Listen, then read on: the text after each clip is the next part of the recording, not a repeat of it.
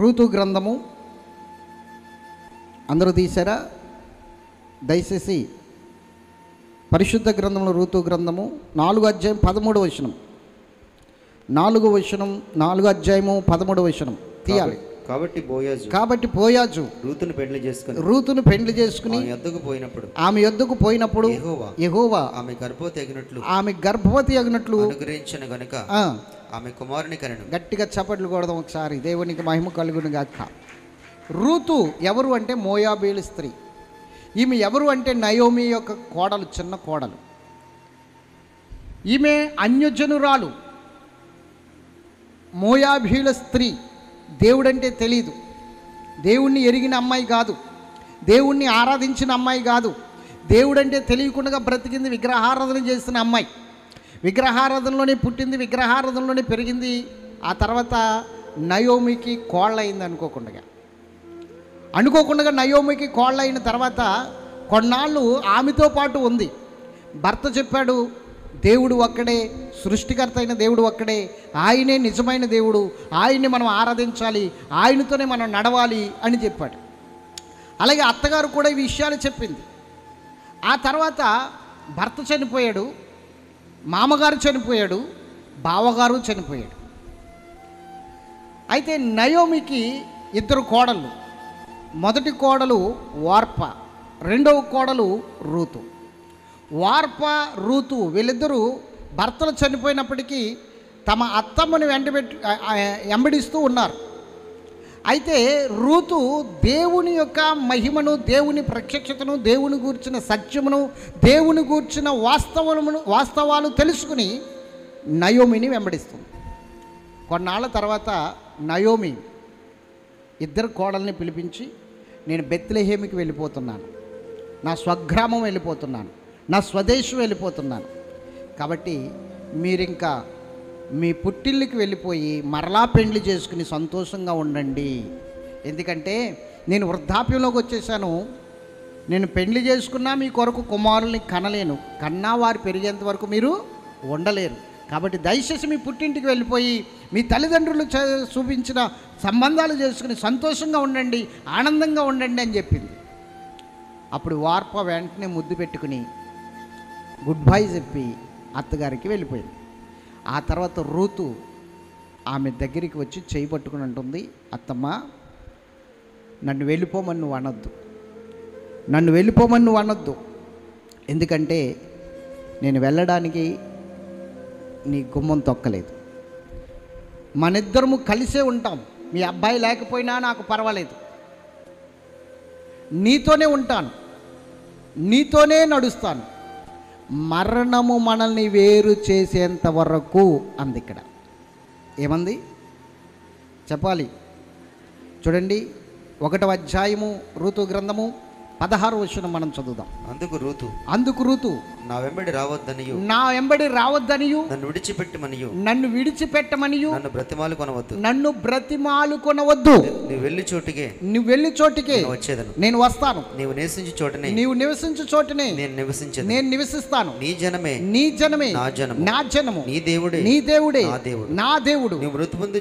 నువ్వు మృతి పొందిన చోటనే నేను మృతి పొందుతాను, అక్కడనే పాతి పెట్టబడతాను. మరణము తప్ప మరి ఏదైనాను నిన్ను నన్ను ప్రత్యేకించిన నాకు ఎంత కీడైనా చేయనుగాక.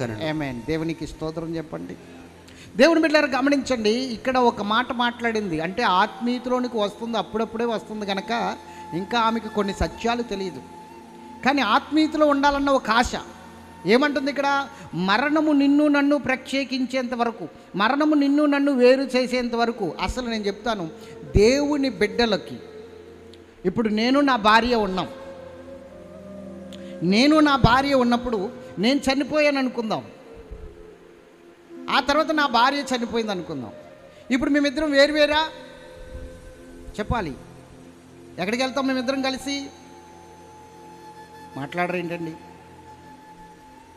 ఎక్కడికి వెళ్తాం? ఆయన మహిమను ధరించుకోవడానికి వెళ్తాం పరలోకానికి. ఆయన మహిమను ధరించుకోవడానికి పరలోకానికి వెళ్తాం. ఎందుకంటే మట్టి శరీరమును విడిచిపెట్టి మహిమ శరీరమును ధరిస్తాం. ఇప్పుడు మట్టి శరీరాన్ని విడిచిపెట్టి మహిమ శరీరాన్ని ధరిస్తాం కాబట్టి ఇప్పుడు ఆయన మహిమను ధరించుకుంటూ వెళ్తాం. ఇందా పాడుకున్నాం కదా, నీ మహిమను ధరించిన పరిశుద్ధులు నా కంటపడగాని. ఆయన మహిమను ధరించిన పరిశుద్ధులు ఉన్నారు అక్కడ. మేము కూడా మహిమను ధరించుకోవడానికి అక్కడికి వెళ్తాం. అప్పుడు మరణం మమ్మల్ని వేరు చేయదు. మరణము కూడా మమ్మల్ని వేరు చేయలేని రీతిలో ఒక అద్భుతమైన పవిత్రమైన బంధమే యేసయ్యతో మనకి ముడిపడి ఉంది. చనిపోయినా మేము వేరు చేయబడం, అక్కడికి వెళ్తాం, అక్కడ కలిసి ఉంటాం, అక్కడ దేవుని కలిసి ఆరాధిస్తాం. కాబట్టి క్రైస్తవులమైన మన నిరీక్షణ ఏంటంటే మరణించినప్పటికీ వేరు చేయబడనిది. ఇది క్రైస్తవులకే తెలుసు, అందరికీ తెలియదు ఈ విషయం. అర్థమవుతుందా? దేవునికి మహిమ కలుగును కదా. కాబట్టి చనిపోయారండి, చనిపోయిన తర్వాత నేను ఒంటరిదాన్ని అయిపోయినండి, ఒంటరి వాడిని అయిపోయినండి లేదు. కొన్నాళ్ళకు నువ్వు అక్కడికి వెళ్తావు, నీ భార్యని కలుసుకుంటావు, లేదా నీ భర్తను కలుసుకుంటావు, లేదా నీ పితరులను కలుసుకుంటావు. అక్కడ ఏమాత్రము ఎడబాటు లేదు. రూతుకి ఆ విషయం ఇంకా తెలియదు. మరణము మనల్ని వేరు చేసేంత వరకు అన్నది అక్కడ ప్రక్షేపించేంత వరకు. మరణము కొంతకాలమే ఎడబాటు కలగజేస్తుంది భూమి మీద. నేను చనిపోయిన సంవత్సరానికి చనిపోవచ్చు, 2 సంవత్సరాలకు చనిపోవచ్చు, లేదా ఆమె చనిపోయిన సంవత్సరానికి 2 సంవత్సరాలకు నేను ఈ 2 సంవత్సరాల సంవత్సరం ఎడబాటు. తర్వాత అక్కడ మరలా కలుసుకుంటాం. ఇది దేవుని బిడ్డలకున్న గొప్ప నిరీక్షణ, దేవుని బిడ్డలకున్న గొప్ప అద్భుతమైన అవకాశం. ఇది గుర్తుంచుకోవాలి మనం. దేవునికి మహిమ కలుగును గాక. ఈ విషయాలు మీకు అర్థమవుతున్నాయా? చెప్పాలి. ఇప్పుడు రూతు ఏం చేసిందంటే, నువ్వు రావద్దని చెప్పవద్దు, నాకు నేను నీ కూడా వస్తాను, నువ్వు ఎక్కడికి వెళ్తే అక్కడికి వస్తాను, నువ్వు ఎక్కడ బ్రతికితే అక్కడ నేను బ్రతుకుతాను, నువ్వేం తింటే అది తింటాను, నీ దేవుడే నా దేవుడు, ఇంకా నీ జనమే నా జనం, ఇంకా నా పుట్టింటి సంగతి విడిచిపెట్టేస్తున్నాను, నాకు ఆశ లేదు, ఇంకా నా ఆలోచన లేదు, ఇంకా నేను నీ కోసమే వచ్చేస్తున్నాను. ఎస్. ఇప్పుడు ఈ నయోమి ఆత్మీయ తల్లి ఎవరికి? రూతుకి. దేవుళ్ళలోనికి నడిపిస్తుంది. అప్పుడప్పుడే చక్కగా దేవుళ్ళలోనికి నడిపించి దేవుని విషయాలు చెప్పుకుంటూ, దేవుని మాటలు చెప్తూ, దేవుని యొక్క సన్నిధిని ఆమెకు తెలియజేస్తూ, ఎలా నడవాలో, ఏ విధంగా నడవాలో తెలియజేస్తూ, దేవుడు చేసిన కార్యాలను వివరిస్తుంటే ఈమె మనస్సు పొల్లకించిపోయి, ఈమె మనస్సు దేవుని సన్నిధిలో తెరవబడింది.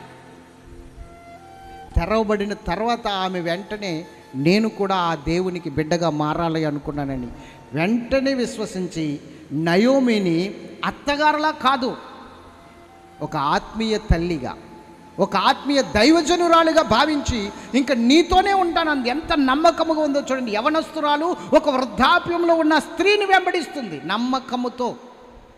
ఈరోజు నువ్వు దీవించబడే ముందు నీకేమీ లేకపోయిన పరిస్థితికి, నీ ఉన్న స్థితి భయంకరమైనదైనప్పటికీ దేవుడు నీకు ఒక దైవజనుడిని అప్పగిస్తాడు. దైవజనుడిని నీకు అప్పగించినప్పుడు దేవుడు ఆ దైవజనుడిని నువ్వు వెంబడించడంలో ఒక నమ్మకస్తుడిగా, నమ్మకస్తురాలిగా నిలబడినప్పుడు నువ్వు ఇప్పుడు కొంచెమే కలిగి ఉన్నప్పటికీ తుదకు సమృద్ధిని అనుభవిస్తావు.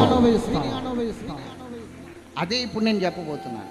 నేను చెప్పే విషయం ఏంటంటే, దైవజనుడు ఆత్మపూరుడైన దైవజనుడైతే, ఆత్మాభిషేకంతో నింపబడిన దైవజనుడైతే, ఆత్మతో నిన్ను దర్శించి నిలబెట్టగలిగిన దైవజనుడైతే, దేవుని యొక్క సన్నిధిలో నీకు కలగబోయే బహుమానం ఏంటో తెలుసా? నీకు కలగబోయే ప్రతిఫలం ఏంటో తెలుసా? దైవజనుడు ఆత్మపూరుడైతే, నువ్వు వెంబడిస్తున్న దైవజనుడు ఆత్మాభిషేకం నొందినవాడైతే, నీకు దైవజనునికి బంధం కాదు, నీకును దేవునికి ఒక అద్భుతమైన బంధాన్ని ఏర్పాటు చేస్తాడు దైవజనుడు. ఒక అద్భుతమైన బంధాన్ని ఏర్పాటు చేస్తాడు. అంటే నువ్వు వెంబడించే దైవజనుని దగ్గర నమ్మకంగా నువ్వు నిలబడగలిగితే, ఆ నమ్మకత్వం అనేది ఎక్కడికి వెళ్తుందంటే దేవునితో ఒక అద్భుతమైన రిలేషన్, ఒక అద్భుతమైన సంబంధం, ఒక అద్భుతమైన బంధుత్వం దేవునితో కలుగుతుంది. చెప్పండి, దేవునితో ఒక రిలేషన్ ఎంతమందికి కావాలి? ఏమండి, వద్దా? వద్దపోతే ఇంకా అంతకన్నా దౌర్భాగ్యులు, దరిద్రులు ఇంకెవరు లేరంతే. దేవునికి మహిమ కలుగును కాదు. చెప్పండి, దేవునితో ఒక సంబంధం, దేవునితో ఒక రక్త సంబంధం, అది మనకు కావాలి. నేను చెప్తున్నాను, జాగ్రత్తగా వినండి. నన్ను విడిచిపోమని అనొద్దు, నన్ను వెళ్ళమని అనొద్దు, నీ కూడా నేను వచ్చేస్తాను అంది. ఓకే, వచ్చేయంది. వెళ్ళిపోయారు. బెత్లెహేముకి వచ్చారు. బెత్లెహేముకి వచ్చిన తర్వాత ఆమె సాక్ష్యం ఏంటో తెలుసా? దేవుడు నన్ను రిక్తురాలుగా చేశాడు. రిక్తురాలుగా చూద్దాం, చూడండి. ఋతు గ్రంథం 2వ అధ్యాయము 1వ అధ్యాయము 19వ వచనం మనం చదువుదాం. వారు బెత్లెహేమునకు వచ్చినప్పుడు, వారు బెత్లెహేమునకు వచ్చినప్పుడు ఆ ఊరి వారందరూ వారి యొద్దకు గుంపు కూడి వచ్చి ఈమె నయోమి కదా అని అనుకుంటుచుండగా ఆమె సర్వశక్తుడు నాకు చాలా దుఃఖము కలుగజేశాను. జాగ్రత్తగా వినండి. దేవుడు నాకు చాలా దుఃఖము కలగజేశాడు. కనుక నన్ను నయోమి అనక మారానుడి నేను సమృద్ధి గలదన్న వెళ్ళి తిని. ఎలా వెళ్ళిందట? చాలా సమృద్ధి కలిగిన దాన్ని వెళ్ళాను. యెహోవా నన్ను రిక్తురాలుగా తిరగరాజేశాను. ఎలా తీసుకొచ్చాడు ఇప్పుడు? రిక్తురాలు అంటే అర్థం ఏంటో తెలుసా? ఏమీ లేనిది అని అర్థం, సమస్తము కోల్పోయింది అని అర్థం. రిక్తురాలు అంటే అర్థం ఏంటి? ఆధారం ఏమీ లేదు, ఇంకా సమస్తము కోల్పోయింది. ఇదే మాట యేసు ప్రభు కోసం పిలుపు పత్రికలో పౌలు గారు వాడతారు. తను రిక్తునిగా చేసుకుని వచ్చిన. రిక్తునిగా అన్న మాటకి అర్థం ఏమిటో తెలుసా? ఏమీ లేనివాడిగా, అంతా కోల్పోయిన వాడిగా, అన్నీ కోల్పోయిన వ్యక్తిగా ఉన్న వారిని ఇంకా అంతా అయిపోయింది అనుకున్న వారిని ఏమంటారంటే రిక్తుడు.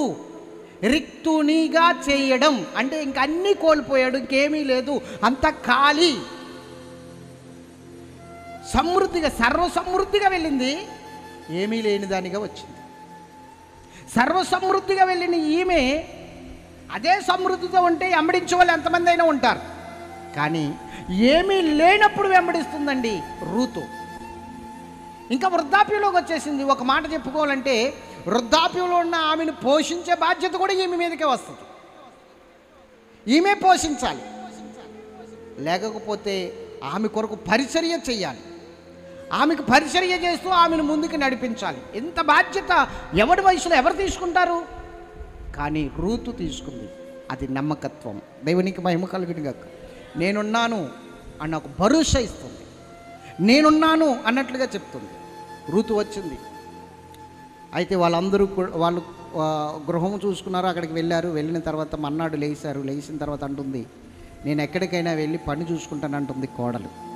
వెళ్ళమ్మ, దేవుడు నీకు మేలు చేయనుగా అన్నది.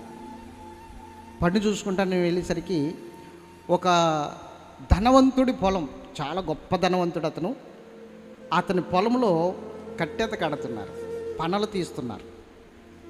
కోత అయిన తర్వాత వచ్చేది కట్టెత కడుతున్నారు, పనలు తీస్తున్నారు. పనలు తీస్తున్నప్పుడు వెనకాల వెళ్ళి పరికేరుకుంటుందండి.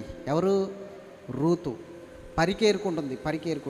బోయాజు చూశాడు ఆమెని, పనివారిని గాకేశాడు, ఇలా రండి. ఆమె ఎవరు? కొత్తగా కనబడుతుంది, మన ఊరిలో ఎప్పుడు చూడలేదే, మన పొలంలోనికి వచ్చి పరికేరుకుంటుంది, ఎవరు ఆమె అని అడుగుతున్నాడు. అప్పుడు ఆమె ఎవరో, ఎవరి కోసం ఆమె ఇక్కడికి వచ్చిందో, ఎవరిని బట్టి ఆమె ఇక్కడికి వచ్చి పని చేస్తుందో అంతా చెప్పుకొచ్చారు ఆ పనివారు. వెంటనే ఆ బోయాజ్ అనే ఆ ధనవంతుడు ఆమె దగ్గరికి వెళ్ళాడు. వెళ్ళి పరికేరుకుంటున్న ఆమెను చూసి, దేవుడు నిన్ను దీవించునుగాక, దేవుడు నిన్ను ఆశీర్వదించునుగాక. అమ్మా, నా పొలంలో తప్ప ఇంక వేరే పొలంలోకి వెళ్ళకు పరికేరుకోవడానికి. నీకు ఆకలేస్తుందా? పనివారు అక్కడ భోజనం తెచ్చుకుని ఉన్నారు, వాళ్ళ దగ్గరికి వెళ్ళి. నీకు దాహం వేస్తుందా? ఇదిగో ఈ కుండలో నీళ్లున్నాయి, ఈ కుండలో ఉన్న నీళ్లు త్రాగు. నిన్ను ముట్టకూడదని యవ్వనస్తులకు ఆజ్ఞాపిస్తున్నాను. నేను నీకు సెక్యూరిటీ ఏర్పాటు చేస్తున్నాను. నువ్వు యవ్వనస్తురాలివి, నిన్ను ఎవరు ముట్టుకోరు, యవ్వనస్తులకు నేను ఆజ్ఞాపిస్తాను. నువ్వు నీ పని చేసుకుని వెళ్ళు, నువ్వు ఇక్కడి నుంచి సమృద్ధిగా వెళ్ళు అని చెప్పి కొన్ని పేలాలు ఇచ్చడానికి. పేలాలు ఆమె ఏం చేసింది? ఆ పేలాలు తీసుకుని కొన్ని తిని కొన్ని మూట కట్టుకుంది, చెంగును కట్టుకుంది అత్తగారికి ఇవ్వడానికి. దేవునికి మహిమ కలుగునుగా. కొన్ని చెంగును కట్టుకుంది, రైట్. ఆ తర్వాత ఆ పేలాలు తీసుకున్న తర్వాత ఆమె అంటుంది, ఏమీ తెలియకుండానే, నా గురించి ఏమీ తెలియకుండానే నన్ను ఇంత దీవించి ఇంత కృప చూపిస్తున్నారే, అసలు నా గురించి మీకు ఏం తెలుసు అని అడిగినప్పుడు అతడు చెప్తున్న సమాధానం చాలా ఆశ్చర్యకరంగా ఉంటుందండి. ఆ సమాధానం మనం వింటే నిజముగా మనలో కూడా ఒక మార్పు రావాలి. మనలో కూడా ఒక మార్పు రావాలి. ఆ మార్పు ఏంటో నేను మీకు చూపిస్తాను. చూద్దాం, చూడండి. తీశారా? రెండవ అధ్యాయము 8వ వచనం నుంచి మనం చదువుదాం. అప్పుడు బోయాజు రూతుతో నా కుమారి నా మాట విను వేరొక పొలములో వేరుకొనుటకు పోవద్దు. దేవునికి స్తోత్రం చెప్పండి. ఇప్పుడు మీరు గమనించండి, ఇక్కడ ఏమంటున్నాడో తెలుసా? వేరొక పొలంలోనికి వెళ్ళొద్దు. నువ్వు వేరొక పొలంలోనికి నువ్వు వెళ్ళావా, నీ ఆశీర్వాదం కోల్పోతావు. ఈ పొలంలోనే ఉండు. ఏ పొలంలో నువ్వు అడుగు పెట్టావో, ఏ పొలంలో నీకు సమృద్ధి చూసావో, ఏ పొలంలో నీకు ఆ యొక్క పరక దొరుకుతుందో, ధాన్యం దొరుకుతుందో, ఆ పొలంలో నువ్వు ఉండి ఆ పొలంలో నీ ఏరుకో. జాగ్రత్తగా వినాలి. విడిచిపోవద్దు. ఇచ్చట నా పనికత్తుల యొద్ద నిలకడగా ఉండు. వారు కోయు చేను కనిపెట్టి వారిని వెంబడించుము. వారు కోస్తున్న సేనుని కనిపెట్టి వారిని వెంబడించు. నిన్ను ముట్టకూడదని యవనస్తులకు ఆజ్ఞ ఇచ్చితిని. నీకు దాహమైనప్పుడు కొండల యొద్దకు పోయి పనివారు చేదిన నీళ్లు త్రాగమని చెప్పాను. అందుకు ఆమె సాగిలపడి తల వంచుకుని ఏమి తెలిసి పరదేశినైనా నా యందు లక్ష్యముంచినట్లు నీకు కటాక్షము కలిగను అని చెప్పగా బోయాజు నీ పెనిమిటి మరణమైన తరువాత నీవు నీ అత్తకు చేసినదంతయు నాకు తెలియబడెను. నాకు తెలుసు. నీవు నీ తల్లిదండ్రులను నీ జన్మభూమిని విడిచి ఇంతకు ముందు నీవు ఎరగని జన్మనొద్దకు వచ్చితివి. యెహోవా నువ్వు చేసిన దానికి ప్రతిఫలం ఇచ్చును. గట్టిగా చప్పట్లు కొడదామా? ఇప్పుడు ఇక్కడ కొన్ని ఆత్మీయ విషయాలు, ఆత్మీయ సత్యాలు మీకు చెప్పాలి. జాగ్రత్తగా వినండి, నా వైపు చూస్తూ వినండి. ఇప్పటి వరకు అక్షరానుసారంగా మనం చదువుకున్నాం. ఇప్పుడు మనము కొన్ని ఆత్మీయ విషయాలను జానిందాం. ఇక్కడ బోయాజు దేవుని స్థానంలో ఉన్నాడు. ఎవరి స్థానంలో చెప్పాలి? బోయాజు పొలము దేవుని సంఘపు యొక్క స్థానంలో ఉంది. అంటే పొలము సంఘానికి సాదృశ్యం. దేవుని యొక్క సంఘాన్ని తోటగా పోల్చారు, పొలముగా పోల్చారు, అలాగే గొర్రెల దొడ్డిగా పోల్చారు. ఎంతమందికి అర్థమవుతుంది? కొన్ని విషయాలు చెప్పాలి కాబట్టి సైలెంట్గా ముందుకు తీసుకెళ్తున్నాను. జాగ్రత్తగా వినండి. ఇప్పుడు పొలము సంఘముతో పోల్చబడింది, బోయాజు దేవునితో పోల్చుకుందాం. ఈ రూతు ఎవరో తెలుసా? రూతు విశ్వాసికి సాదృశ్యం. ఎవరు ఇప్పుడు చెప్పాలి? రూతు విశ్వాసికి సాదృశ్యం. ఇప్పుడు ఇక్కడ ఏమంటున్నాడంటే, నీవు ఈ పొలములో తప్ప వేరొక పొలంలోనికి వెళ్ళొద్దు. అంటే దీనికి అర్థం ఏమిటి? వేరే పొలాలు కూడా ఉన్నాయి. వేరే పొలాలంటే ఆత్మీయత లేని సంఘాలు, ఆత్మీయంగా కట్టబడిన సంఘాలు, పిలుపు లేని దైవజనులు, అభిషేకము లేని దైవజనులు, ఆత్మపూరులు కాని దైవజనులు, ఆత్మానుసారంగా నడవలేని దైవజనులు, అటువంటి పొలాలు కూడా ఉన్నాయని అర్థం. అవును కదా? ఆయన ఏమన్నాడు? నేను నిజమైన ద్రాక్షవల్లిని అన్నాడు కదా. నిజమైన ద్రాక్షవల్లిని అన్నాడంటే అబద్ధపు ద్రాక్షవల్లులు కూడా ఉన్నాయనే కదా అర్థం. మాట్లాడరే. నిజమైన ద్రాక్షవల్లిని అని ఆయన అన్నాడంటే అబద్ధపు ద్రాక్షవల్లులు కూడా ఉన్నాయనే కదా అర్థం. అబద్ధపు ద్రాక్షవల్లిలో మనం అంటు పట్టకూడదు, నిజమైన ద్రాక్షవల్లిలోనే అంటుకట్టబడాలి. మీరు గమనించండి, ఎలీషా కరువు దినాల్లో మీటింగ్ పెట్టాడు. ఆ కరువు దినాల్లో మీటింగ్ పెట్టినప్పుడు వంట వండమని చెప్తే ఎలీషా శిష్యులందరూ కూడా ఒక పెద్ద కొండ పొయ్యి మీద పెట్టి కూరాకులు ఏరుకోవటానికి వెళ్ళారు. కూరాకులు అంటే ఆకుకూర వంటకం చేద్దామని కూరాకులు ఏరుకోవటానికి వెళ్ళినప్పుడు వాటి గుణం ఎరుగక ద్రాక్ష అనుకుని వెర్రి ద్రాక్ష ఆకులు కోసేశారని ఉంటుంది అక్కడ వాక్యం. మీరు ఇంటికి వెళ్ళిన తర్వాత 4వ అధ్యాయం చదువుకొని 2వ రాజుల గ్రంథం అక్కడ కనబడుతుంది, మనకి 4లో కనబడుతుంది ఈ మాట. వాటి గుణమెరుగక ద్రాక్ష ఆకులు అనుకుని ఏ ఆకులు కోసేశారు? వెర్రి ద్రాక్ష ఆకులు కోసేశారు. అవి తీసుకుని వచ్చేసి వంట వండేశారు. వంట వండిన తర్వాత అది జనులు తినడానికి వడ్డించినప్పుడు అది చేదుగా ఉంది. అప్పుడు జనులందరూ అన్నారట, దైవజనుడా ఈ కుండలో విషం ఉంది, దైవజనుడా ఈ కుండలో విషం ఉంది అని. అంటే గమనించండి, వాటి గుణమెరుగక వెర్రి ద్రాక్ష ఆకులు కోసుకొచ్చారు. అలాగే ఈరోజు దైవజనుల యొక్క సాక్ష్యం తెలియక, దైవజనుల యొక్క ఆత్మీయత తెలియక, దైవజనుల యొక్క ప్రత్యక్షతలు తెలియక, దైవజనుల యొక్క అభిషేకం తెలియక ఈరోజు వారి గుణమెరుగక అక్కడే అంటుకట్టబడుతున్న వారు చాలామంది ఉన్నారు. ఈ రోజున వేస్ట్ అయిపోతుంది నీ నమ్మకత్వం, వేస్ట్ అయిపోతుంది నీ విశ్వాసం, వేస్ట్ అయిపోతుంది నీ ఆత్మీయ ఆశీర్వాదం. మనల్ని నడిపించగలిగిన వాడు ఆత్మీయ ధనవంతుడు కావాలి, ఆత్మీయ ఐశ్వర్యవంతుడు కావాలి. అప్పుడే ఆత్మీయ ఐశ్వర్యం కలిగిన వాడిని మనం వెంబడిస్తే మనకు కూడా ఆత్మీయ ఐశ్వర్యం అనే వారసత్వంలోనికి వెళ్తాం. అది మనకు లభిస్తుంది వారసత్వంగా. ఆత్మీయ దరిద్రుడిని వెంబడించమనుకోండి, ఆత్మీయ గుడ్డివాడిని వెంబడించమనుకోండి, ఆ గుడ్డివాడితో పాటు మనము గుడ్డివారమే కాబట్టి గుంటలో పడిపోతాం. అదే ఆత్మీయ దరిద్రుడైన ఆ గుడ్డివాడిని వెంబడిస్తున్నప్పుడు ఆ దరిద్రమే మనకి అంటుకుంటుంది. ఆశీర్వాదం ఎక్కడి నుంచి వస్తుంది? ఈరోజు రూతు ఒక ధనవంతుని యొక్క పొలంలోనికి వెళ్ళింది. ఆ ధనవంతుడు యేసుక్రీస్తు ప్రభువారు. ఒక కూలి పనిగా అక్కడికి వెళ్ళింది, కూలి పనికి వెళ్ళినట్లుగా అక్కడికి వెళ్ళింది. ఇంకా చెప్పుకోవాలంటే ఒక పరికేరుకునే వ్యక్తిగా అక్కడికి వెళ్ళింది.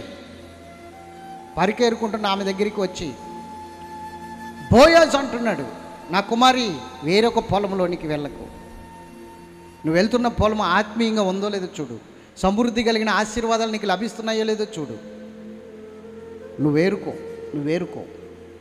అయితే ఇంకొక మాట అన్నాడు, నీకు దాహం వేస్తే పనివారు చేదుకొచ్చిన నీళ్లును త్రాగు. ఈ మాట మీరు జాగ్రత్తగా వినండి. కుండలో ఉన్నాయట, పనివారు చేదుకొచ్చారట. ఇప్పుడు ఆ పనివారు ఎవరో తెలుసా? దేవుని సేవకులు. గట్టిగా చప్పట్లు కొడదామా? ఇప్పుడు ఆ పనివారు ఎవరు? దేవుని సేవకులు. బోయాజు దేవుని స్థానంలో ఉన్నాడు, పొలము సంఘము స్థానంలో ఉంది. ఇప్పుడు పనివారు సేవకుల స్థానంలో ఉన్నారు. వారు చేదుకొచ్చిన నీళ్ళేమిటి? వాక్యము. ఆ కుండ ఏమిటి? దైవజనుని యొక్క హృదయము. కుండ దైవజనుని యొక్క హృదయము. ఆ హృదయం అనే కుండలో దేవుడి దగ్గర నుండి చేదుకుని వచ్చారు ఆ జీవజలపు ఊటను. ఈరోజు యూట్యూబ్లో చూసి వాక్యాలు చెప్పేసి వారు ఎక్కువైపోయారు.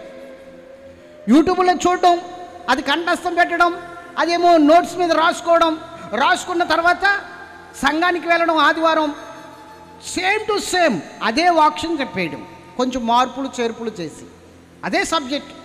వీళ్ళు కష్టపడక్కర్లేదు, దేవుని దగ్గర అడుక్కోక్కర్లేదు. ప్రభా ఈరోజు సంఘము ఆకలితో వస్తుంది, నీ బిడ్డలు ఆకలితో వస్తారు, దప్పికతో వస్తారు. ఏ మాటల ద్వారా వారి దప్పిక తీర్చాలి, ఏ మాటల ద్వారా వారి ఆకలి తీర్చాలి. ఆకలి ఉన్న వారికి ఆహారం పెట్టాలి కదా. ప్రభువా నాకు చక్కటి వాక్యము దయచేయి, చక్కటి మాటలు దయచేయి. సంఘము బ్రతకాలి అంటే నువ్వు ఇచ్చిన వాక్యము ద్వారానే బ్రతుకుతుంది. సంఘము జీవముతో ఉండాలి అంటే నువ్వు ఇచ్చిన వాక్యం ద్వారానే సంఘం జీవంతో ఉంటుంది. దయచేసి వాక్యపు జ్ఞానము కొరకు ప్రార్థిస్తున్నప్పుడు నాకు మంచి వాక్యాన్ని నా హృదయంలో పెట్టు, నేను దాన్ని వారికి అందిస్తాను.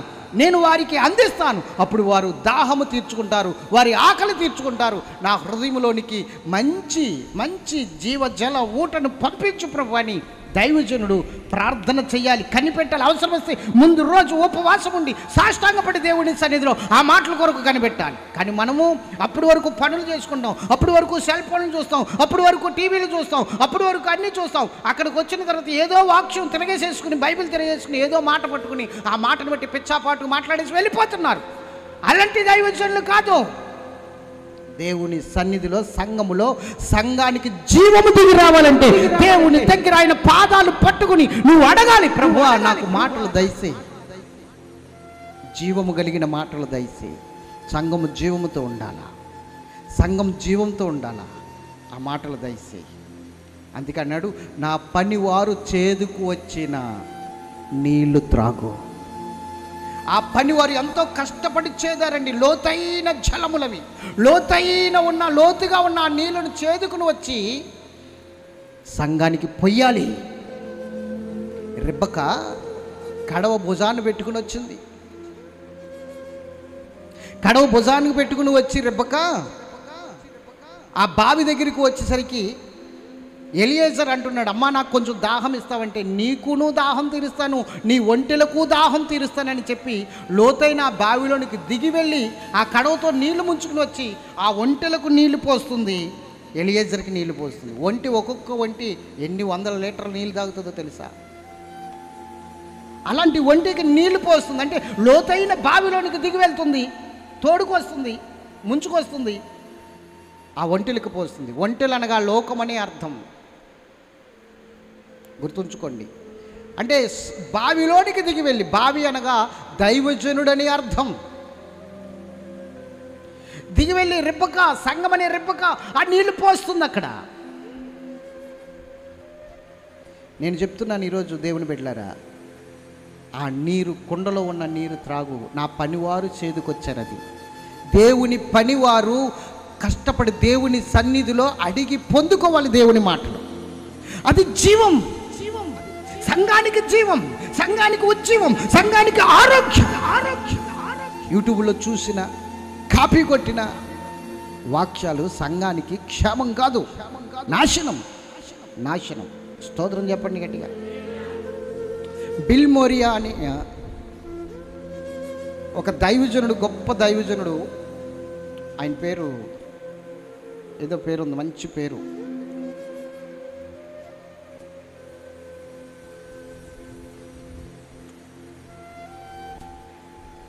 ఆ దైవజనుడు సువార్త ప్రకటిస్తుంటే అనేక మంది మారు మనసు పొంది, రక్షణ పొంది, పాపక్షమాపణ పొందుతున్నారు. ఆ దైవజనుడి ప్రసంగాలకి ఇంకొక అతను బాగా ఆకర్షించబడి ఆ దైవజనుడి ప్రసంగాలన్నీ సీడీల రూపంలో సంపాదించుకుని అవి విని అవే ప్రసంగాలు వేదిక మీద చెప్పడం మొదలుపెట్టాడు. వేదిక మీద చెప్పడం మొదలుపెట్టాడు. ఆ దైవజనుడి పేరు ఏదో ఉంది,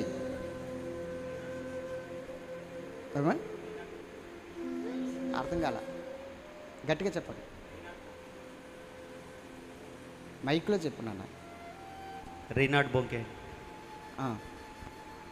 ఆ దైవజనుడు వాక్యాలు చెప్తుంటే బట్టలు చింపుకుని ఏడ్చి రక్షణ పొందుతున్నారు. అవే మెసేజ్లు మరలా ఇతను వేరే ప్రాంతాల్లో చెప్తున్నాడు, సీడీలు సంపాదించుకుని. ఆ సీడీలు సంపాదించుకుని చెప్తున్నప్పుడు అనేక మంది వింటున్నారు, దగ్గరికి వస్తున్నారు, బాగా చెప్పావయ్యా అని చెప్పి సెకండ్ ఇస్తున్నారు, వెళ్ళిపోతున్నారు. ఒకరోజు దేవుడి దగ్గర ఏడ్చాడట. ఇవే ప్రసంగాలు ఆయన చెప్తుంటే బట్టలు చింపుకుని కన్నీరు మున్నీరుగా ఏడిచి రక్షణ పొందుతున్నారు ప్రభువా. అవే ప్రసంగాలు నేను చెప్తుంటే నా దగ్గరికి వచ్చి చాలా బాగా చెప్పవని సెకండ్ ఇచ్చి వెళ్ళిపోతున్నారు. ఎవరిలోని మార్పు కనబడట్లేదు, ఎవరిలోని ఆ స్పందన, రక్షణ స్పందన కనబడట్లేదు, మెచ్చుకుని వెళ్ళిపోతున్నారు. నాకు అలాంటి మెచ్చుకునే స్థితి వద్దు, వారు రక్షణ పొందాలి నా ప్రసంగం వినంటే అప్పుడు దేవుడు అన్నాడట. స్తోత్రం చెప్పాలి గట్టిగా, హల్లెలూయా. డిఎల్ మూడి ఆయన పేరు, మీరు చెప్పిన పేరుగా. స్తోత్రం చెప్పాలి గట్టిగా. డిఎల్ మూడి ఆయన పేరు. డిఎల్ మూడి గారు చెప్తుంటేనేమో అనేక మంది రక్షణ పొందుకుంటున్నారు బట్టలు చింపుకుని. నేను చెప్తుంటే భలే చెప్పవయ్యా, బాగా చెప్పవని సెకండ్ ఇచ్చి వెళ్ళిపోతున్నారు. ఏంటి ప్రభు అని చెప్పేసి ప్రార్థన చేసి అడుగుతుంటే దేవుడు అన్నాడట, బాబు నాకు ఒక్క డిఎల్ మూడి చాలు, ఇద్దరు డిఎల్ మూడీలు నాకు అక్కర్లేదు అన్నాడట. స్తోత్రం చెప్పండి గట్టిగా. అర్థమైందా మీకు? నాకు ఒక్క డిఎల్ మూడి చాలు, నాకు ఒక్క డిఎల్ మూడి చాలు, ఒక్క సేవకుడు, ఆ సేవకుడు అతని చాలు, అతనిలో వాడుకుంటాను. నేను నిన్నులో వాడుకుంటాను, కానీ నిన్ను డిఎల్ మూడిలా వాడుకోను. నిన్ను నీలాగానే నాకు సమర్పించుకో, నిన్ను నీలాగానే నాకు అర్పించుకో అన్నాడట. గట్టిగా స్తోత్రం చెప్పండి. అప్పుడు నేను నిన్ను వాడుకుంటాను అన్నాడు. అంతేకాని కాపీ కొట్టడం కాదు, ఆయన ఏదో చేశాడని నేను కాపీ కొట్టడం కాదు, నేనేదో చేశాడని నువ్వు కాపీ కొట్టడం కాదు బిడ్డ. నిన్ను నీలాగానే దేవునికి సమర్పించుకుని నిలబడు. నిన్ను నీలాగానే దేవునికి సమర్పించుకుని ఎప్పుడైతే నిలబడతావో అప్పుడు ఖచ్చితంగా దేవుడు నిన్ను వాడుకోవడంలో అందలం ఎక్కిస్తాడు, ఉన్నతమైన స్థితి తీసుకొస్తాడు. దేవుడికి ఒక్కరు చాలు, ఒక పేతురు చాలు, ఒక పౌలు చాలు. ఇంకో పౌలుగా నువ్వు ఇంకొక రకంగా మారక్కర్లేదు, ఇంకో పేతురులాగా నువ్వేమి వేషం వేసుకోక్కర్లేదు. నిన్ను నీలాగానే వాడుకోవాలనుకుంటున్నాడు దేవుడు, నిన్ను నీలాగానే వాడుకోవాలనుకుంటున్నాడు దేవుడు. స్తోత్రం చెప్పండి గట్టిగా, హల్లెలూయా చెప్పాలి ఇంకొకసారి. కాబట్టి నువ్వు ఏవో చూసేసి నేర్చుకోవడం కాదు. ఒక మీటింగ్ జరుగుతుంది,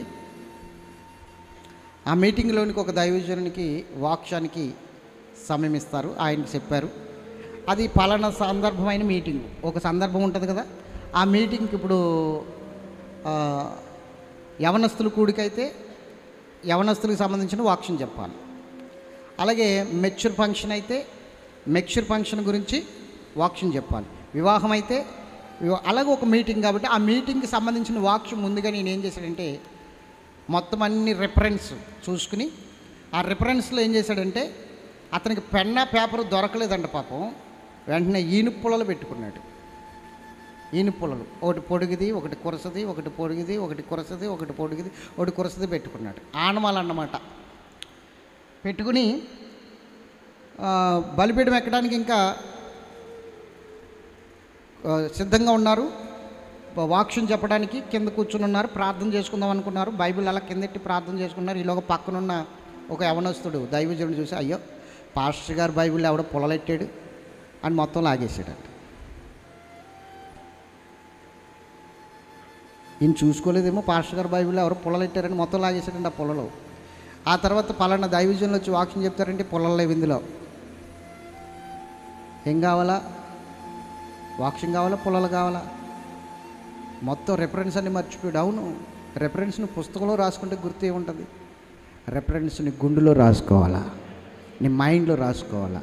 చాలామంది అడుగుతారు, పాస్టర్ గారు పలానా వాక్యం పలానా రెఫరెన్స్ ఎక్కడుంది పాస్టర్ గారు చెప్పండి. ఎక్కడుందో నేను చెప్పడం ఏంటి? నువ్వు దైవజనుడివి కదా, నీకు తెలీదా? ఏమి ధ్యానించకుండా ఏమి ప్రార్థించకుండా దేవుని దగ్గర నుంచి ఎలా వస్తుంది వాక్యం? ధ్యానించాలి, ప్రార్థించాలి. సేదుకొచ్చిన కుండలో నీళ్ళు తాగు, నా పనివారి సేదుకొచ్చిన నీళ్ళు అంటున్నాడు బోయాజ్. దేవుని స్థానంలో ఉన్నాడు బోయాజ్. అక్కడ ఉండి ఆ నీళ్లు త్రాగమని చెప్పాడు. ఆమె అంటుంది, ఏం తెలుసని పరదేశి అయిన నా మీద ఎంత కృప చూపిస్తున్నావు, ఎంత జాలి చూపిస్తున్నావు అంటే ఆయన ఇంకొక మాట అంటున్నాడు, నీ అత్తకు చేసినదంతా నేను ఎరుగుదును, నేను విన్నాను అంటున్నాడు. నీ అత్తకు చేసిందంతా నేను విన్నాను. గట్టిగా స్తోత్రం చెప్పాలి. ఒక రకంగా చెప్పాలంటే అత్త ఎవరు ఇప్పుడు ఆమె దృష్టిలో? ఆత్మీయ తల్లి, అంటే దైవజనురాలు ఇప్పుడు. అవునా కదా? మాట్లాడరే. ఆత్మీయ తల్లి అంటే నీ దాసునికి నువ్వు చేసినదంతా నేను విన్నాను. నీ దాసునికి నువ్వు ఏమి ఇచ్చావో అది చూశాను. నీ దాసుని పట్ల నువ్వు ఎంత కృతజ్ఞత కలిగి ఉన్నావో నేను చూశాను. నీ దాసుని పట్ల నువ్వు ఎంత నమ్మకం కలిగి ఉన్నావో నేను చూశాను. దైవజనుని పట్ల నువ్వు నమ్మకం కలిగి ఉన్నావా? దైవజనుని పట్ల నువ్వు విశ్వాసం కలిగి ఉన్నావా? ఒకసారి ఆలోచించు. నువ్వు నడవలసింది ఎవరి ద్వారా, ఎవరి మార్గంలో నడవాలి? ఎబ్రీ పత్రిక 13:7, ఎబ్రీ పత్రిక 13:7 తీయాలి త్వరగా. మీకు దేవుని వాక్యం బోధించి, అందరూ తీసారా? 13:7. ఇప్పుడు చెప్పండి, మీకు దేవుని వాక్యము బోధించి మీ పైన నాయకులుగా ఉన్న వారిని జ్ఞాపకం చేసుకొని. ఎవరిని జ్ఞాపకం చేసుకోవాలి? నయోమిని జ్ఞాపకం చేసుకుంది రూతు. దేవుని వాక్యం చెప్పింది నయోమి, దేవుని గురించి చెప్పింది నయోమి, దేవుని మాటలు చెప్పింది నయోమి, దేవుని లోనికి నడిపించింది నయోమి. కాబట్టి ఇప్పుడు నయోమి అత్తగారు కాదు, ఆత్మీయ తల్లి. తల్లి తల్లి అవునా? కాబట్టి ఇప్పుడు ఆత్మీయ తల్లి అయిన నయోమిని జ్ఞాపకం చేసుకుంది వృద్ధాప్యంలో. ఆమెను విడిచిపెట్టకూడదు అనుకుంది వృద్ధాప్యంలో. ఆమె నాకు దేవునిలో మరొక జన్మ ఇచ్చిన తల్లి అని గుర్తుపెట్టుకుంది. ఆమె పట్ల ఒక నమ్మకత్వాన్ని చూపిస్తుంది. ఆమె నడిచిన మార్గంలో నడవాలనుకుంటుంది. ఆమె విశ్వాసాన్ని వెంబడించాలనుకుంటుంది. చూడండి అక్కడ చదవండి. వారి ప్రవర్తన ఫలమును శ్రద్ధగా తలంచుకొనుచు, వారిని జ్ఞాపకం చేసుకుని వారి ప్రవర్తన ఫలమును శ్రద్ధగా తలంచుకొనుచు వారి విశ్వాసమును అనుసరించి. ఇప్పుడు చెప్పండి, ఎవరి విశ్వాసమును అనుసరించాలి? ఇప్పుడు బోయాజుకి రూతు పట్ల అంత కృప ఏంటి, అంత కరుణ ఏంటంటే అంటున్నాడు, నీ అత్త పట్ల నువ్వు చేసినది నేను విన్నాను. నీ అత్త పట్ల నువ్వు ఎంత కృతజ్ఞత కలిగి ఉన్నావో నేను విన్నాను. నీ అత్తని ఎలా ఎంబడిస్తున్నావో నేను విన్నాను. అంటే ఇక్కడ నువ్వు అర్థం చేసుకోవాల్సింది ఏంటంటే, నీ దైవజనుని నువ్వు ఎంత నమ్ముచున్నావో నేను చూస్తున్నాను అంటున్నాడు దేవుడు. నీ దైవజనుని ఎలా వెంబడిస్తున్నావో నేను చూస్తున్నాను. నీ దైవజనుని పట్ల నీ గురి ఎలా నిలిపావో నేను చూస్తున్నాను అంటున్నాడు దేవుడు. మరి నీ దైవజనుని పట్ల నీ ఆలోచన ఏమిటి? నీ ఉద్దేశం ఏమిటి? మనసులో ఒకటి పెట్టుకుని పైకి వందనాలు చెప్తూ దైవజనుడి దగ్గర నటిస్తున్నావా? అది కూడా చూస్తున్నాడు దేవుడు. నీ నటనకు తగ్గ రీతిలో ప్రతిఫలం ఇవ్వబోతున్నాడు దేవుడు. నయోమి దగ్గర నటించలేదండి రూతు. దైవజనుని దగ్గర నీ నమ్మకత్వం ఎలా ఉంది? మోషే దగ్గర యెహోషువ నమ్మకత్వం బాగుంది. అందుకనే మోషే తర్వాత అయ్యా ఈ ప్రజలు కాపరలేని గొర్రెల్లా ఉండకూడదని మోషే ఏడిస్తే ఆత్మ పొందినవాడు యెహోషువ అని చూపించాడు దేవుడు. నీ తర్వాత అతని నాయకుడు అని చూపించాడు దేవుడు. ఈరోజు నేను చెప్తున్నాను, ఋతు గ్రంథాన్ని ఒక కొత్త కోణంలో తీసుకెళ్తే మీకు బాగా అర్థమవుతుందని చెప్తున్నాను. మీకు అర్థమవుతుంది బిడ్డలారా. నయోమిని ఋతు ప్రేమించిన విధానం ఒక దైవజనుణ్ణి, ఒక విశ్వాసి ప్రేమించవలసిన విధానం. దేవుడు అదే చూస్తాడు. నీ పైన నాయకులుగా ఉన్నవారిని, మీకు వాక్యం బోధించి మీకు పైన నాయకులుగా ఉన్నవారిని జ్ఞాపకం చేసుకోవాలి. వారి ప్రవర్తన ఫలమును శ్రద్ధగా తలంచుకోవాలి. వారి విశ్వాసము చివరికి వారి విశ్వాసమును అనుసరించాలి. వారు ఎంత విశ్వాసంగా ఉన్నారో నువ్వు చూడాలి. కష్టాల్లో ఏ విశ్వాసంతో ఉన్నారో చూడాలి. ఇబ్బందుల్లో ఏ విశ్వాసంతో ఉన్నారో చూడాలి. ఇబ్బందులు, ఇరుకులు, వ్యాధి బాధల్లో ఏ విశ్వాసంతో ఉన్నారో చూడాలి. ఆ విశ్వాసాన్ని నువ్వు అనుసరించాలి. ఆ విశ్వాసాన్ని నువ్వు అనుసరించాలి. రూతు చేస్తున్నది అదే. దేవుడు అదే చూశాడు. బోయాజు అదే చూశాడు. అంతేకాదు ఇంకొక మాట అంటున్నాడు అక్కడ. ఏమన్నా తెలుసా? నీ స్వదేశమును, నీ జన్మభూమిని, నీ తల్లిదండ్రులను వదిలి వచ్చావు. గట్టిగా స్తోత్రం చెప్పాలి. నువ్వు ఎర్రగని జనము దగ్గరికి వచ్చావు. ఎక్కడికి వచ్చాడు? చదివినా నా మాటలు. నీవు నీ తల్లిదండ్రులను నీ జన్మభూమిని విడిచి ఇంతకు ముందు ఎర్రగని జనమ యొద్దకు వచ్చితివి. గట్టిగా చప్పట్లు కొడదామా? ఈ మాటకు అర్థం ఏంటి తెలుసా? నీ జన్మభూమిని విడిచి, నీ తల్లిదండ్రుల్ని విడిచి ఇంతకుముందు నువ్వు ఎరగని వారి దగ్గరికి వచ్చావు. లోకాన్ని విడిచి, లోకంలో ఉన్న పాపాన్ని విడిచి, లోకంలో ఉన్న శాపాన్ని విడిచి ఇంతకుముందు ఎర్రగని క్రైస్తవుల దగ్గరికి, సంఘ బిడ్డల దగ్గరికి రావడమే నువ్వు మరో ప్రపంచంలోనికి రావడం, మరో దేశము రావడం. రూతులో ఈ మంచి క్వాలిటీస్ ఉన్నాయి. కాబట్టి రూతు పేదరాలైనప్పటికీ పరికేరుకునే స్థితికి వెళ్ళేసరికి ఏమన్నది తెలుసా? ఒక రోజున అత్తగారి దగ్గరికి వచ్చింది, పేలాలు పట్టుకొచ్చింది, పేలాలు ఇచ్చింది. ఎక్కడి అమ్మ అని అడిగింది. ఎవరో బోయాజ్ అంట, పొలంలో ధనవంతుడు అంట, చాలా మంచోడు అత్తమ్మ, చాలా గొప్పోడు, నేనెవరో తెలియకుండానే నాకు ఎన్నో మేలులు చేశాడు అని చెప్పింది. ఇంకొకటి ఏంటో తెలుసా? పొలంలో ఏమన్నాడు తెలుసా? వెనకాల ఆమె పరకేరుకుంటుంది కనుక పనలు తీస్తున్న వాళ్ళు అంతా తీసేయకండి, కొంచెం ఆమె కోసం వదిలేయండి అన్నాడు. ఆమె పరకేరుకుంటుంది కాబట్టి ఆమె కోసం కొంచెం వదిలేయండి. సంఘంలోనే ఉంటే ఆశీర్వాదాలు నీ కోసం ఉంచబడతాయి. సంఘములోనే దీవెనలు నీ కొరకు ఉంచబడతాయి.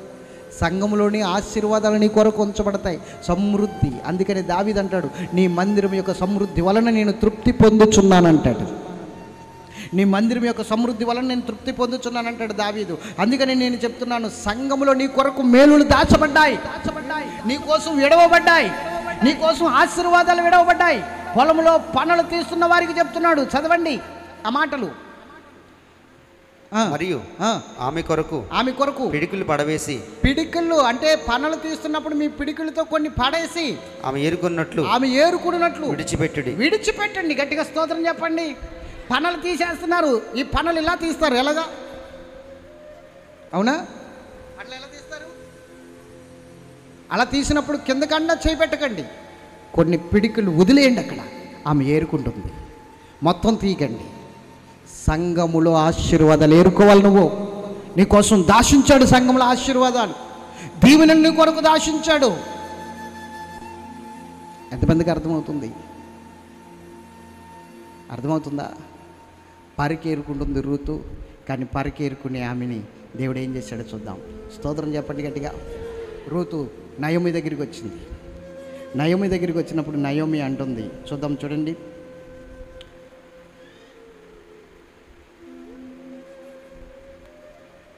అదే 2వ అధ్యాయంలో 15వ వచనం. ఆమె ఏరుకొనుటకు లేచినప్పుడు బోయాజు ఆమె పనుల మధ్య నేరుకొని వచ్చును, ఆమెను అవమానపరచుకుడి మరియు ఆమె కొరకు పిడికిళ్ళు పడవేసి ఆమె ఏరుకున్నట్లు విడిచిపెట్టుడి, ఆమెను గద్దింపవద్దని తన దాసులకు ఆజ్ఞాపించాను. కాబట్టి ఆమె అస్తమయం వరకు ఆ చేనులో ఏరుకొనుచు తాను ఏరుకున్న దానిని దుల్లగొట్టగా అవి దాదాపు తూమడి అవలాయను. ఆమె వాటిని ఎత్తుకొని ఊర్లోనికి వచ్చినప్పుడు ఆమె అత్త ఆమె ఏరుకొని వాటిని చూచాను. ఆమె తిని తృప్తి పొందిన తర్వాత మిగిల్చిన దానిని చూపించి ఆమెకి ఇచ్చాను. అంతటా ఆమె అత్త ఆమెతో, నేడు నీవెక్కడ ఏరుకుంటివి? నేడు నువ్వు ఏ పొలంలో ఏరుకున్నావు? ఎక్కడ పనిచేసేదివి? ఎక్కడ పని చేసావు? నీ అందు లక్ష్యమించిన వాడు దీవింపబడును గాక అనెను. ఆమె తాను ఎవరి యొద్ద పని చేసినో అది తన అత్తకు తెలియజెప్పి అత్తగారికి చెప్పి, ఎవరి యొద్ద నేడు పని చేసినో అతని పేరు బోయాజు అనెను. నయోమి బ్రతికున్న వారికి చచ్చిన వారికి ఉపకారము చేయటం మానని ఇతడు యెహోవా చేత ఆశీర్వదించబడును గాక. దేవునికి స్తోత్రం చెప్పండి. ఇప్పుడు జాగ్రత్తగా వినండి. అలా దీవించేసిన తర్వాత ఆమె పేలాలు తిన్నది. ఆ తర్వాత వాళ్ళు తెచ్చుకున్న ధాన్యం ఏదో పక్కకు పెట్టుకున్నారు, అయిపోయింది. తర్వాత నయోమి ఉపదేశం చేస్తుంది కోడలనే విశ్వాసికి, అత్తగారనే ఆత్మీయ తల్లి ఉపదేశం చేస్తుంది. ఏమని ఉపదేశం చేస్తుందో తెలుసా? ఆ మాటలు మీ చేత చదివించిన తర్వాత ఎంత అద్భుతం! ఆ మాటలు విన్న తర్వాత ఆమె ఎంత ఆశీర్వదించబడిందో విశ్వాసి అయిన రూతు ఈరోజు మనం చూడండి. 3వ అధ్యాయము 3 కాడి నుంచి త్వరగా చదవాలి. 8 వచనం. స్నానం చేసి జాగ్రత్తగా వినాలి. ఇప్పుడు పొలంలోకి వెళ్ళావు కదా, పరికేరుకున్నావు కదా, ఇప్పుడు నేను చెప్పింది విను అని చెప్తుంది. 1, నువ్వు స్నానం చేసి తైలం రాసుకుని, 2 తైలం రాసుకుని, బట్టలు కట్టుకుని, 3 బట్టలు కట్టుకుని ఆ కళ్ళమునకు వెళ్ళు. అతడు అన్నపానములు పుచ్చుకుని చాలించు వరకు నీవు అతనికి మరుగయ్యుండుము. అతనికి కనబడకుండా ఉండు. అతడు పండుకున్న తర్వాత అతడు పండుకున్న స్థలమును గుర్తెరిగి లోపలికి పోయి అతని కాళ్ళ మీద బట్ట తీసి పండుకొనవలెను. నీవు చేయవలసిన దాన్ని అతడు నీకు తెలియచేయును. గట్టిగా చప్పట్లు కొడదామా? హల్లెలూయా. రాత్రి అయింది. కళ్ళం దగ్గర అంటే ధాన్యం దగ్గర పడుకోవాలి. ఇప్పుడు ఎవరు? యజమానుడు పడుకుంటాడు. ఆ కళ్ళం దగ్గర పడుకోవడానికి వెళ్ళినప్పుడు ఈలోగా అత్తగారు ఉపదేశం ఇస్తుంది. ఏమని తెలుసా? నువ్వు స్నానం చేయి. స్నానం చేసిన తర్వాత తైలం రాసుకున్న తర్వాత మంచి బట్టలు కట్టుకున్న తర్వాత నువ్వు వెళ్ళు. అతడు తిని తృప్తి పొంది పడుకునేంత వరకు, ఆ రాత్రి పడుకునేంత వరకు నువ్వు అతనికి కనబడకుండా ఏం చేస్తావంటే దాక్కుని ఉండు. అతడు తినేసి పడుకుంటాడు కదా దుప్పటి కప్పుకుని, అప్పుడు నువ్వేం చేస్తావంటే అతని పాదాల దగ్గర పడుకో. ఆ బట్ట తీసుకుని కప్పుకో. పక్కన పడుకోమనలేదు. ఎక్కడ పడుకోమంది? పాదాల దగ్గర, కాళ్ళ దగ్గర పడుకుని బట్ట తీసుకుని కప్పుకో అంది. ఇది ఉపదేశం. స్తోత్రం చెప్పండి గట్టిగా. దేవుని దగ్గరికి వచ్చిన తర్వాత దైవజనుడు ఏం చేయాలో తెలుసా? దేవునితో ఒక సంబంధం ఏర్పాటు చేయాలి. దైవజనుడు దేవునితో ఒక సంబంధం. ఏంటి ఆ దైవ సంబంధం అంటే? 1, దేవుని సన్నిధికి వచ్చిన తర్వాత వాక్షు విన్న తర్వాత నువ్వు 2 చేయవలసింది బాప్తిస్మం అనే స్థానం. అర్థమవుతుందా? స్నానం చేయమని చెప్తుంది. ఓకే, ఇప్పుడు స్నానం చేసిన తర్వాత బాప్తిస్మం పొందుకుంది. బాప్తిస్మం అనే స్నానం అయిపోయిన తర్వాత తైలం రాసుకోమంటుంది. తైలం అనగా సుగంధ ద్రవ్యములకు సాదృశ్యము, ఒక మంచి సువాసనకు సాదృశ్యము, అంటే సాక్ష్యానికి సాదృశ్యము. మంచి సాక్ష్యము కలిగి బ్రతుకు అని చెప్తుంది. 2, సాక్ష్యము కలిగి బ్రతుకు, తైలం రాసుకో. 3, మంచి బట్టలు కట్టుకో. బట్టలు అనగా దేవుడు మనకు అనుగ్రహిస్తున్న స్తుతి వస్త్రము, ఉల్లాస వస్త్రము, రక్షణ వస్త్రము, నీతి అనే పైబట్ట, ఇవన్నీ కట్టుకొని సిద్ధపడమంటుంది. ఆ వస్త్రాలు కట్టుకున్న తర్వాత ఆయన పాదాల దగ్గర పడుకోమంటుంది. అంటే దానికి అర్థం ఏంటి తెలుసా? నీవు బాప్తిస్మం పొందుకున్న తర్వాత, సంఘంలోకి వచ్చిన తర్వాత, బాప్తిస్మం పొందుకున్న తర్వాత, ఆశీర్వాదాలు చూసిన తర్వాత సాక్షిగా బ్రతకాలి. సాక్షిగా బ్రతికిన తర్వాత దేవుడిచ్చిన వస్త్రాలు కట్టుకోవాలి. ఆ వస్త్రాలు కట్టుకున్న తర్వాత ఆయన పాదాలు పట్టుకుని బ్రతిమలాడుకోవాలి. ఆ సంఘములో ఆయన పాదాలు పట్టుకుని, అయ్యా నన్ను హెచ్చించు, నన్ను దీవించు, నన్ను వదిలిపెట్టకు, నన్ను విడిచిపెట్టకు, నన్ను త్రోసివేయకు. యాకోబు దేవుని సన్నిధిలో ఎబ్బేకు రేవు దగ్గర ఆయన పాదాలు పట్టుకుని ఏ విధంగా గోజాడాడో అదే విధంగా మనము కూడా ఆయన సన్నిధిలో గోజాడగలిగితే ఆమె ఏమైందో తెలుసా? ఇందాక ప్రారంభ వచనం చదువుకున్నాం కదా, ప్రారంభ వచనం. ఇప్పుడు చదువుతాం 4వ అధ్యాయం 13వ వచనం. ఇప్పుడు చదువుతాం 4వ అధ్యాయం 13వ వచనం. కాబట్టి బోయాజు రూతుని పెళ్లి చేసుకుని. ఎవరిని పెళ్లి చేసుకుని? బోయాజు ఎవరిని పెళ్లి చేసుకున్నాడు ఇప్పుడు? రూతుని. రూతు ఎవరు? బోయాజు ఎవరు? బోయాజు పొలమునకు యజమాని, రూతు ఆ పొలంలో పరికేరుకునేది. రూతు ఆ పొలంలో పరికేరుకునేది, బోయాజు ఆ పొలానికి యజమాని. ఇప్పుడు రూతు పరికేరుకోవడం కాదు, ఆమెకున్న నమ్మకత్వం వలన, ఆమె నమ్మకత్వంతో నయోమిని ఎమ్మడించింది, దైవజనురాల్ని ఎమ్మడించింది. అదే నమ్మకంతో అదే పొలంలో ఉంది, వేరే పొలంలోనికి వెళ్ళలేదు. అదే నమ్మకత్వంతో దేవుణ్ణి ఆరాధించింది గనుక ఇప్పుడు దేవుని స్థానంలో ఉన్న బోయాజు విశ్వాస స్థానంలో ఉన్న రూతుని పెళ్లి చేసుకున్నాడు. చివరికి మన బంధం కూడా అదే దేవునితో. ఏంటి చెప్పాలి? ఏంటి? ఆయన త్వరగా పెండ్లి కుమారుడిగా రాబోతున్నాడు. విశ్వాసు అయిన నీవు, సంఘమైన నీవు పెండ్లి కుమార్తెగా సిద్ధపడాలి. మన బంధం, మన రిలేషన్, దేవునితో మనకు ఆ రిలేషన్ ఉండాలి, ఆ సంబంధం ఉండాలి. చెప్పండి, ఎంతమందికి అర్థమైంది? రూతు ఎక్కడి నుంచి ఎక్కడికి వెళ్ళింది? ఎక్కడి నుంచి ఎక్కడికి వెళ్ళింది? దీన స్థితిలో నుండి, పనికి మాలిన స్థితిలో నుండి.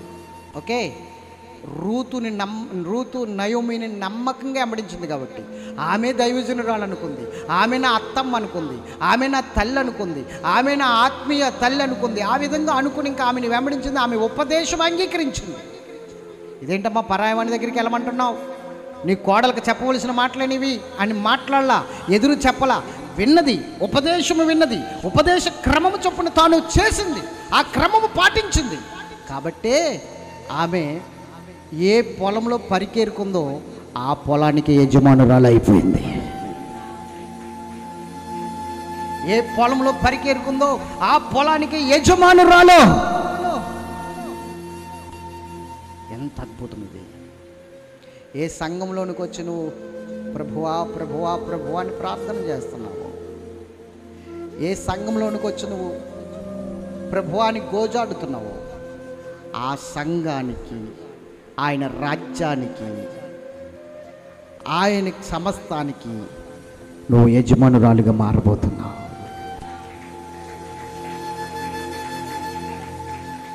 యజమానురాలుగా మారబోతున్నావు. నమ్మకమైన వానికి దీవెనలు మెండుగా కలుగును. నువ్వు ఆలోచించు, నమ్మకంలోనే ఉంది కథ అంతా. పైకి నటించే వారు ఎక్కువైపోయారు. డ్రామా డ్రామా, అంత డ్రామా, పైన వేషాలు. దేవుడు వేషధారిని క్షమించడు. వ్యభిచారినైనా క్షమిస్తాడు కానీ వేషధారిని అస్సలు క్షమించడు. పై నాటకాలు వేసేవారిని అస్సలు క్షమించడు దేవుడు. వారికి కఠినమైన తీర్పు ఉంది, కఠినమైన శిక్ష ఉంది. ఎప్పుడో అనుకుంటున్నావేమో, నువ్వు బ్రతికుండగానే నీ కుటుంబం మీదకి, నీ మీదకి ఆ శిక్ష రాబోతుంది. నయోమిలాగా నువ్వు గనక దేవుని సన్నిధిలో నయోమిని వెంబడించిన రూతులాగా నువ్వు ఉండి నమ్మకత్వం వెంబడిస్తే ఇప్పుడు కొంచెమే ఉన్నదేమో నీ దగ్గర, తుదకు సమృద్ధి కలిగిన వాడిగా, సమృద్ధి కలిగిన వ్యక్తిగా మారబోతున్నావు. తినడానికి తిండి లేని రూతుకి, పరికేరుకునే స్థాయిలో ఉన్న రూతుని ఆ పొలానికి యజమానురాలను చేసేసాడు దేవుడు. అది చివరికి నీ ఆశీర్వాదం, చివరికి నీ దీవెన. నమ్మకంగా ఉంటే, నమ్మకత్వంలో ఉన్న దీవెనది, నమ్మకత్వంలో ఉన్న ఆశీర్వాదం అది, నమ్మకత్వంలో ఉన్న గొప్ప స్థాయి అది. దేవునితో అటువంటి రిలేషన్ దైవజనుడే మనకు ఏర్పాటు చేయాలి. రూతుకు ఆ రిలేషన్ ఎవరు ఏర్పాటు చేశారు? బోయాజుతో. నయోమి, స్నానం చేయి, తైలు రాచుకో, బట్టలు కట్టుకో, వెళ్ళి ఆయన పాదాల మీద పడు. దైవజనుడు కూడా చెప్పాలి, ఉపవాస ప్రార్థన చేయి, దేవుని పాదాలు పట్టుకో, నీ పాపాలు ఒప్పుకో, దేవుని పాదాలు పట్టుకుని బ్రతిమలాడుకో. ఒక గొప్ప రిలేషన్ ఏర్పడుతుంది ఆయనకి నీకు. వచ్చినప్పుడు ఏదో 4 మాటలు చెప్పేసి పంపేసేవాడు దైవజనుడు కాదు. బాధ్యత చూసుకోవాలి. పేతురుతో అంటాడు, ప్రభు నన్ను ప్రేమిస్తున్నావా? ప్రేమిస్తున్నాను ప్రభు. అయితే నా సంఘాన్ని మేపు. నన్ను ప్రేమిస్తున్నావా? ప్రేమిస్తున్నాను ప్రభు. అయితే నా సంఘాన్ని కాయ్. 1 మేపాలి, 2 కాయాలి. అర్థమైందా? ఎంతమందికి అర్థమైంది దేవుని వాక్యం? చెప్పండి. నమ్మకత్వం. రూతు ఏ స్థాయి నుంచి ఏ స్థాయిలోకి వెళ్ళింది? నమ్మకత్వం. నమ్మకం ఉండాలి. దైవజనుని వెంబడించే విషయంలో నమ్మకంగా ఉండాలి. అతనితో మాట్లాడుతున్నప్పుడు నమ్మకం కనబడాలి. అతనితో తిరుగుతున్నప్పుడు నమ్మకం కనబడాలి. అతనితో పని విషయంలో ఏదైనా పరిచర్య చేస్తున్నప్పుడు నమ్మకత్వం కనబడాలి. అంతేగాని ఎలా తప్పించుకుని తిరుగుదుమా, ఏ విషయంలో తప్పించుకుని మనము తిరిగి మాటలు అందుమా, ఎందుకురా ఈ పని ఎందుకు చేయలేదంటే, అబ్బే నాకు వాళ్ళు చెప్పలేదు, వీళ్ళ చెప్పలేదు, వాళ్ళ చెప్పలేదు, వీళ్ళ చెప్పలేదు. ఎవరు చెప్పాలి దేవుడి పని చేయడానికి? దేవుడికి ఇవ్వడానికి ఎవరు చెప్పాలి నీకు? దేవుడి పని అది. నువ్వు చేస్తే ఆశీర్వాదాలు నీకే, చేయకపోతే ఆ శాపాలు నీకే. ఎవరో చెప్తే చేసేది కాదు దేవుడి పని. దేవుడు నిన్ను ప్రేరేపిస్తున్నాడు, నువ్వు చెయ్యాలి. దేవునికి మహిమ కలుగును గాక. హల్లెలూయా. తప్పించుకోవడానికి దారులు వెతుకుతారు చాలామంది. నేనంటే నా ఆశీర్వాదాల కొరకు దారులు వెతకండి. దీవించబడడానికి దారులు వెతకండి. శపించబడడానికి కాదు, పాడైపోవడానికి కాదు, నాశనం అయిపోవడానికి కాదు, ఆశీర్వదించబడడానికి నాకు త్రోవలు కావాలి. ఒకవేళ త్రోవ లేకపోయినా కల్పించుకోవాలి.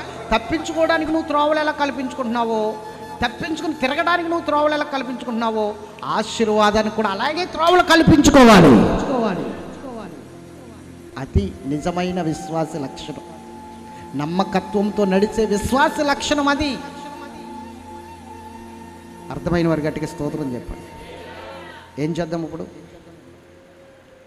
రూతు స్థాయి ఏంటి, ఇప్పుడున్న స్థాయి ఏంటి? ఎక్కడికి వచ్చిందో తెలుసా? రూతు యేసు ప్రభువు వారి వంశావళిలోకి వచ్చింది. నశించిపోవలసిన మోయాబీ స్త్రీ ఎక్కడికి వచ్చింది? ఇప్పుడు ఎక్కడికి వచ్చింది చెప్పాలి. యేసుక్రీస్తు వంశావళిలోకి వచ్చింది. మత్తయి సువార్త తీయండి 1వ అధ్యాయము. ఎక్కడికి వచ్చిందో చూపించి నేను ముగించేస్తాను. నమ్మకమైన వారికి దీవెనలు ఎంత మెండుగా ఉంటాయో చూపిస్తేస్తాను.